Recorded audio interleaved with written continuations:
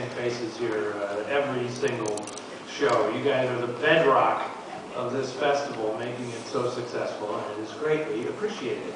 I'm happy you're all in the house tonight because you are about to see the rarest item on this year's Noir City schedule. Sometimes things just happen to break right for us, and you know, for years we never even asked for this movie because it was so obscure, and we knew if we couldn't get other titles from Paramount that starred Alan Ladd, how are you going to get a picture from Paramount that stars the legendary Carol Omart and Tom Triumph, you know? So,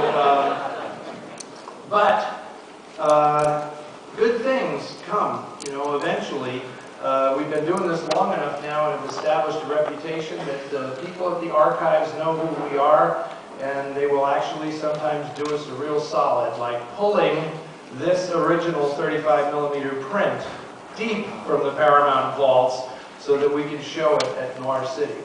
If you were here for the last film, Stanley Kubrick's Killer's Kiss, and heard my introduction, you know that I was pegging that as a major transition point, symbolically, in American movies, where all of a sudden independent filmmakers who served virtually no apprenticeship in Hollywood were making films, and actually they were able to get them distributed.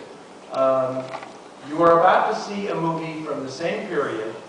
The next year, Stanley Kubrick would go on to make The Killer, which is now regarded as a classic crime film, made in 1956, but still pretty much made like an independent filmmaker would work. The same year, Michael Curtiz made this film. Now, Michael Curtiz was a veteran movie maker, dating all the way back to when he was making silent films in Hungary. He came to America, he became one of the stalwarts of the Warner Brothers stable, and of course is responsible for some of the most famous and legendary movies ever made, foremost among them Casablanca, but there's an amazing amount of other films, Adventures of Robin Hood and The Sea Wolf and The Breaking Point and Yankee Doodle Dandy, and just, the guy has a phenomenal career. My colleague in the Film Noir Foundation, Alan Rohde, has written the official biography of Michael Curtiz, and what's weird about that is it took so long for that book to finally come around, considering this guy's filmography. But in 1956, it's obvious that Michael Curtiz's glory days were behind him. So he is making a film here.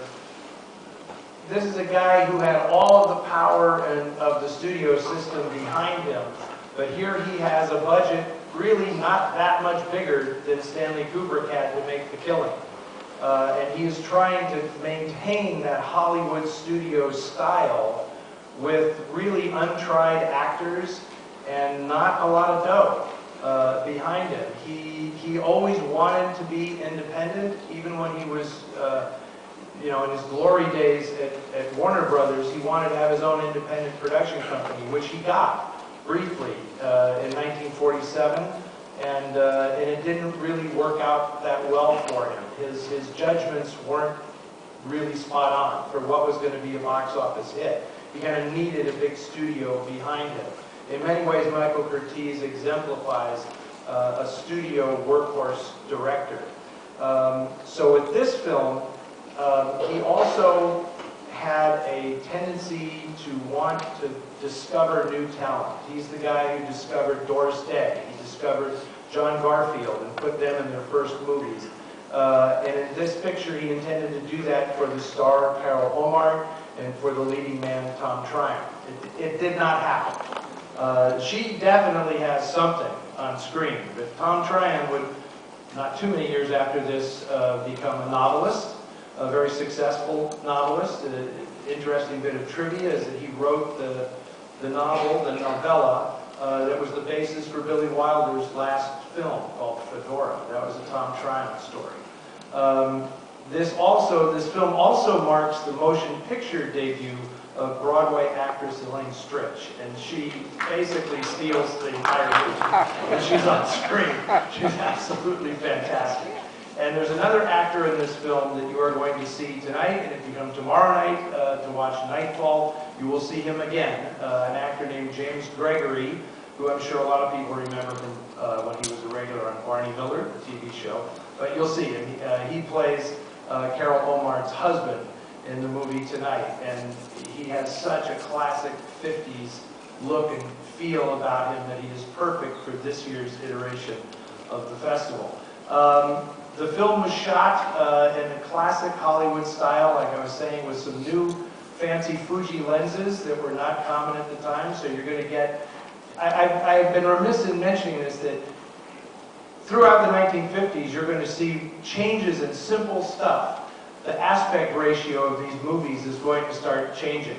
From the old 4:3 boxy dimensions of the screen, you're going to start seeing things widen out. This was in direct response to television, which was hemmed in at that small size, and Hollywood studios felt, well, we got to start making widescreen pictures to give people something that they can't see on their television screens at home. So you're going to see a wider screen movie here in black and white, and then our second feature tonight, A Kiss Before Dying, will be a widescreen Technicolor film, a Technicolor Noir, if you will.